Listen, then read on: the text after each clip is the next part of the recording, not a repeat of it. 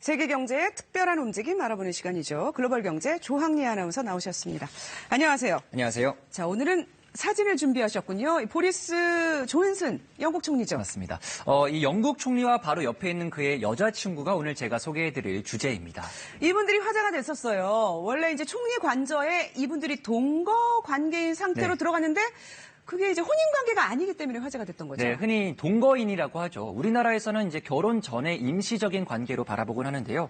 이 혼인 신고는 하지 않았기 때문에 정식 부부라고는 할 수는 없지만 이제는 동거 커플도 법적 부부의 권리를 누릴 수 있는 길이 열렸습니다. 영국에서 두 자녀를 함께 키우고 있는 리베카와 찰스 씨입니다. 같이 산 지 9년이 지났지만 혼인 신고를 하지 않아 보험이나 세제 혜택 등은 받을 수가 없었습니다.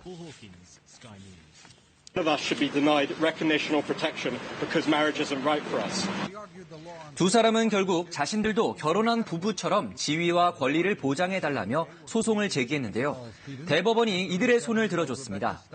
2019년의 마지막 날 두 사람은 이성 커플 최초로 시빌 파트너십에 등록했습니다.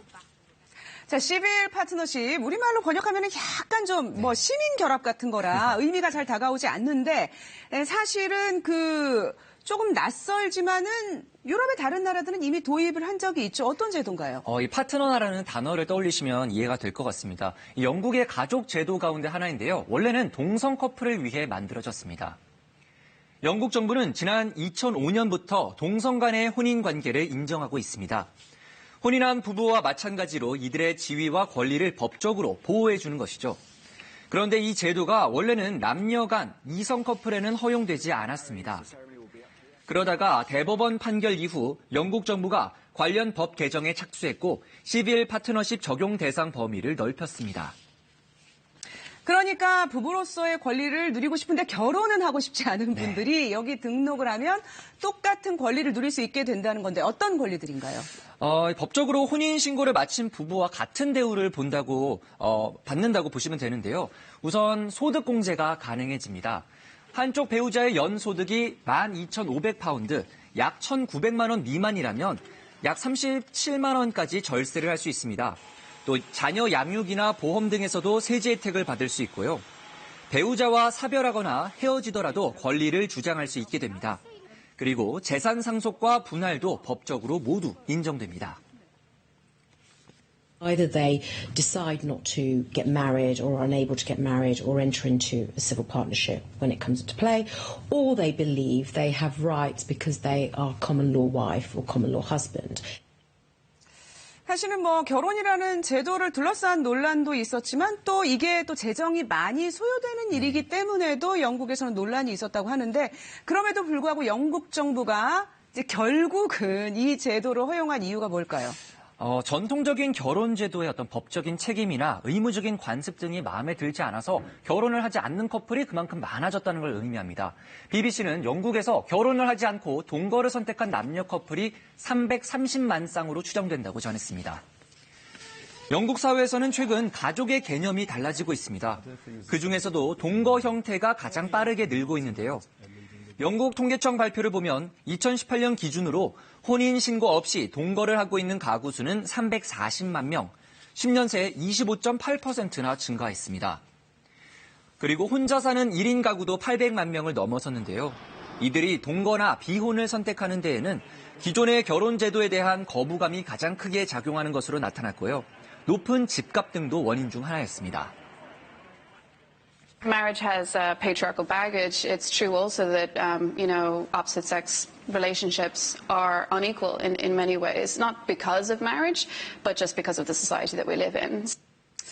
어떻게 보면은 결혼 제도라는 것 자체에 대한 거부감일 수도 있어요.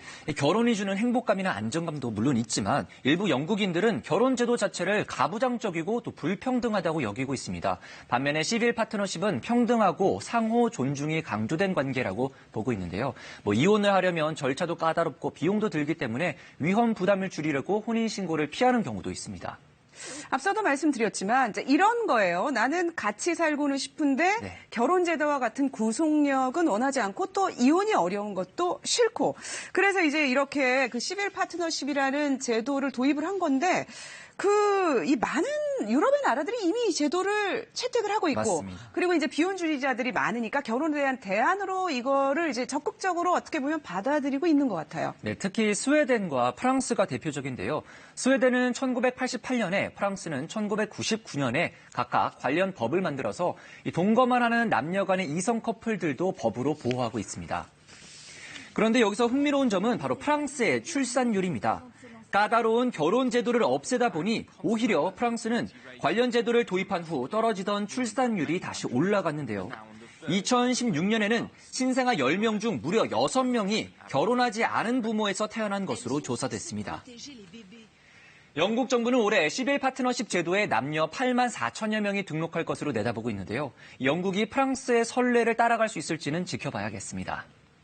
사실 우리 사회에서도 비혼주의자들이 늘고 있어요. 이제 저출산 문제를 생각한다면 사회학자들의 주장처럼 혼인제도 안에서의 출산 그 이외에 또 출산에 대해서 동거라든지 이런 커플들의 출산에 대해서도 좀 받아들이는 사회적 태도가 필요하지 않나 싶습니다. 조항리 아나운서 잘 들었습니다.